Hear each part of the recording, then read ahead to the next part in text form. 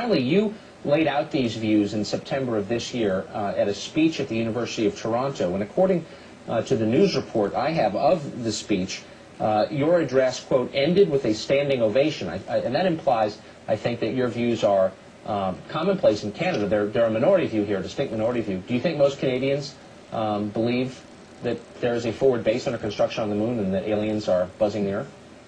No, absolutely not. Most of them are skeptics. Most of them haven't spent much time researching the subject, and so I think the average here would be very similar to the average American. And I'm hoping that maybe we can persuade the Canadian Senate to hold hearings and listen to some of the 400 witnesses that your Dr. Stephen, what's his name? Greer, Dr. Stephen Greer, has compiled, and hear them and make up their minds as to whether or not there is a real threat. All right. And maybe this would be just enough to push the American government, the U.S. Congress or Senate, into holding its own hearings, and then getting the United States government finally to come clean and tell us what they're worried about. Okay. Canada's former Minister of Defense, Paul Hellyer. If you're right, history will record you as a visionary. If you're wrong, well, I'm glad you came on anyway. Thank you. It's a pleasure.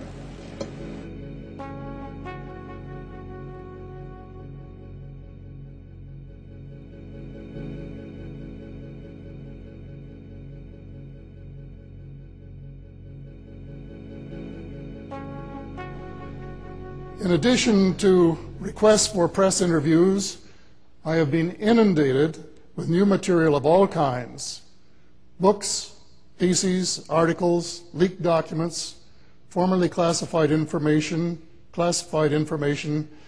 obtained under the Freedom of Information Acts, etc. I probably have enough reading material to last me for the rest of my natural days. So I guess I hope I stick around for a while and get through as much of it as possible. Consequently, I am fast becoming an expert at sifting the wheat from the chaff. Some of the material is just pure junk. Some of it is quite intriguing fiction, plausible to an extent, but ultimately failing the litmus test of credibility.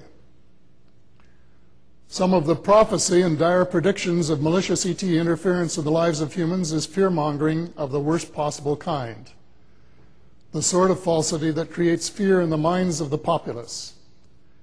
This is exactly what the military-industrial complex hopes for in order to rally public support for their plans. On the other hand, much of the material is pure gold, including a number of very excellent books. One I recommend is Alien Agenda by Jim Marrs.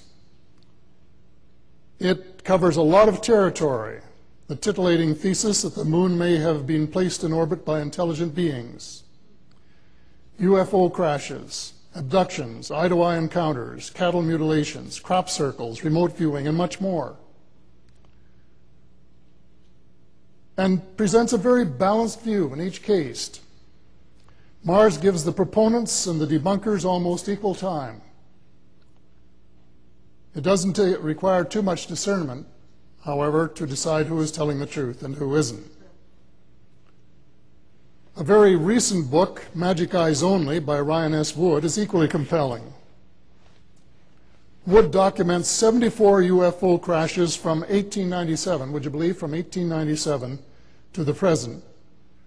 And while the evidence is much stronger in some of the cases than in others, there is more than enough to convince an unbiased reader that, as the Dusk Jacket states, first, UFOs have crashed on Earth. Second, governments have recovered and exploited these alien technology gifts. And third, most disturbing to a democratic free society, the alien secret is more important than constitutional or individual rights.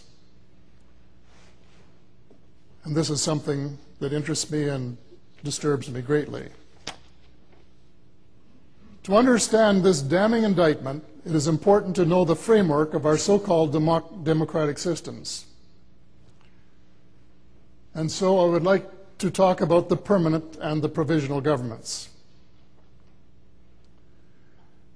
Lewis Lapham, editor of Harper's Magazine and one of America's great liberal thinkers, contends that the United States has two governments, the permanent and the provisional.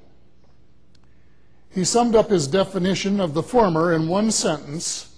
It's a long sentence, mind you, but in one sentence, as part of his On Politics, Culture, and the Media keynote address to the Canadian Institute of International Affairs National Foreign Policy Conference in October 1996.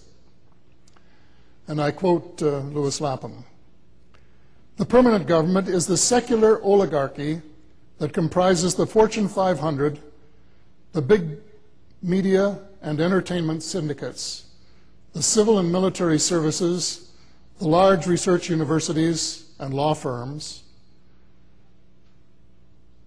And then he puts his thesis in historical context.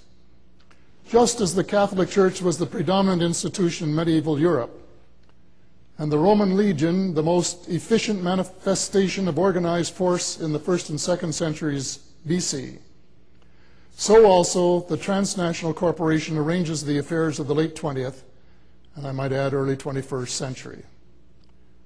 The American Congress and the American President serve at the pleasure of their commercial overlords, all of whom hold firmly to the belief that all government regulation is wicked, that is, the work of the devil, and that any impulse that runs counter to this manly interest of business is, by definition, soft, effeminate, and liberal.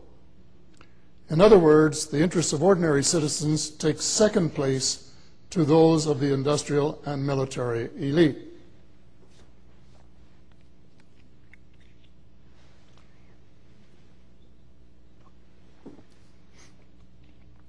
Often, when I'm speaking on other subjects, I use Lapham's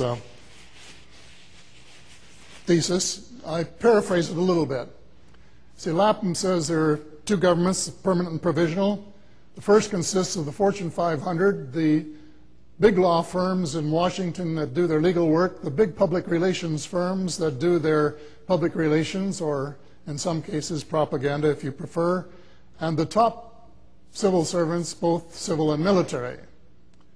And then I paraphrase, every few years we have a charade called an election. And the permanent government picks the actors to go on stage and read their scripts. And they try to pick actors that won't improvise too much. Don't want to mention any names in particular. And then, through the Trilateral Commission, in which many of them are represented, they raise the money to get their candidates elected, and no one else need apply. And that's the way the system works. And as I'm sure you know, I think the Trilateral Commission has picked every president but one in the last, 30 or 40 years, something like that. Well, it is a very small but extremely powerful slice of that permanent oligarchy which has become the custodian of the alien secret. It is a policy that began immediately following the 1947 crash at Roswell, or the two crashes which appear to have been the case as reported by Ryan Wood. It is my belief that it was the danger implicit in having this secret in the wrong hands that prompted General Eisenhower to warn us over half a century ago to beware of the military and industrial complex.